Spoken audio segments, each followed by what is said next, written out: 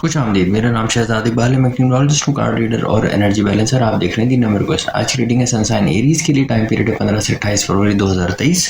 ये general reading है, तो जो बातें आपके मामला से रेजोनेट करें वो गाइडेंस के लिए इस्तेमाल कीजिए, बाकियों को छोड़ दीजिए। अच्छा एरीज, मैंने आपके कार्ड को पहले से शफल करके और उनके ऊपर मेडिटेट करके रखा हुआ है। इस टाइम पीरियड में जो एनर्जीज आपको अवेलेबल हैं वो है 7 ऑफ सोर्ड्स, 4 ऑफ पेंटिकल्स और 2 ऑफ कप्स। अगर मैं इस तमाम एनर्जीज़ को एक मुख्तसर अल्फाज में कहूँ तो मैं ये कहना बिल्कुल आसान होगा कि आप कहीं चीज़ों को छोड़कर जाना चाहते हैं और नई इब्तिदा है। अच्छा, जो चैलेंजेस आपके लिए इस टाइम पीरियड में आएंगे या जो पिछले कुछ अरसे से आपके साथ चल रहे हैं एरीज़, आप उससे थक गए हैं, आप उससे उकता गए हैं और आपको समझ नहीं आ रहा कि मुझे अब क्या करना चाहिए। और आपके ख़्याल में इनसे पीछा छुड़ाने का या इन तमाम मामलात को हल करने का सिर्फ एक ये तरीका है कि आप उनसे कहीं दूर चले जाएं। ये 15 से 28 फरवरी में आपको ये सोच काफ़ी मामलात में, चाहे वो आपकी पर्सनल लाइफ हो, चाहे आपकी इंटीमेट लाइफ हो, ऑफिस के मामलात हो, career, business, finance, money matters हो, कुछ भी हो, आपके जहन में ये आएगा कि मैं बहुत थक गया हूँ, सारी कोशिशें करके देख ली हैं लेकिन अब कोई रास्ता नज़र नहीं आ रहा। तो बेहतर है कि इन मामलात से किनारा कशी इख्तियार की जाए।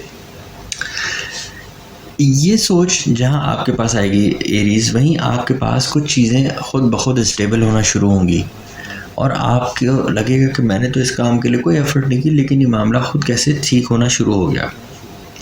साथ ही साथ एक नई इब्तिदा, नई पार्टनरशिप, नए लोगों के साथ ताल्लुकात, नया काम भी हो सकता है, नए रिलेशनशिप भी हो सकते हैं, वो कुछ भी नया उसका आगाज़ होगा।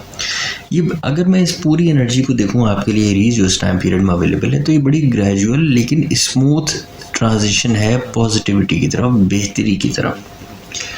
अगर मैं इन तमाम एनर्जी को आपके करियर, बिजनेस, फाइनेंस और मनी मैटर के साथ कनेक्ट करूं तो ऑफिस कोलीग्स के साथ, अपने बॉसेस के साथ, या इन जनरल आप जिस जॉब में हैं या जो बिज़नेस कर रहे हैं, आप उसके चैलेंजेस से, उनके मसाइल से, उनके मामला से बहुत थक गए हैं और आपने कहा कि अब मेरी बस हो गई है, इस नौकरी को छोड़ देना बेहतर है, दूसरी नौकरी की तलाश करनी चाहिए।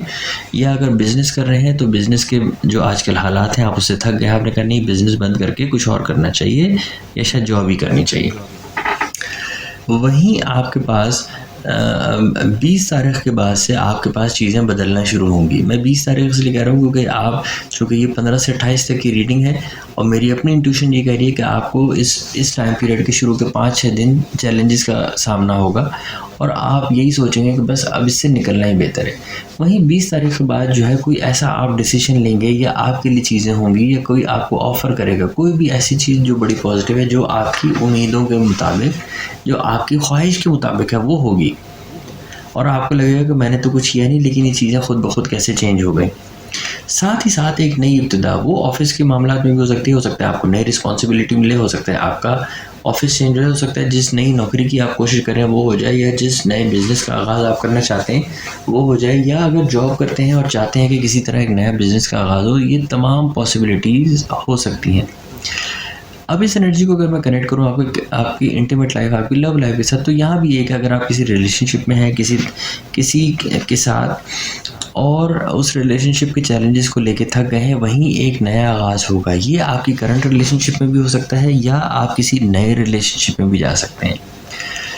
एक और चीज़ मैं बताऊं एरीज़ आपके लिए कि आप एक फायर साइन है और फायर साइंस के लिए चैलेंज, बहुत लंबे अरसे तक चैलेंजेस से मुकाबला करना उनके लिए बहुत थका देने वाला होता है।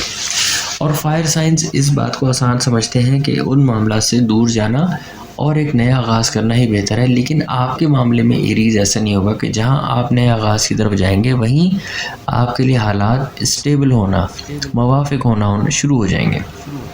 बहुत इनकरेजिंग आपके लिए रीडिंग है एरीज़। ये सिर्फ आपने जो है वो मुस्तकिल मिजाजी के साथ, परसिस्टेंस के साथ इन चीज़ों को चलाना है और जो चीज़ें चल रही हैं उसमें बेहतरी की उम्मीद रखनी है, क्योंकि हम जो चीज़ मैनिफेस्ट करते हैं, जिस चीज़ का इरादा करते हैं, जो चीज़ हम अपने जहन में बिठाते हैं, वही एनर्जीज़, वही तमाम ख़यालात एनर्जीज़ की शक्ल में हमारे सामने आते हैं। परवरदिगार रब्बुल इज़्ज़त वही मामलात हमारे साथ करते जाते हैं।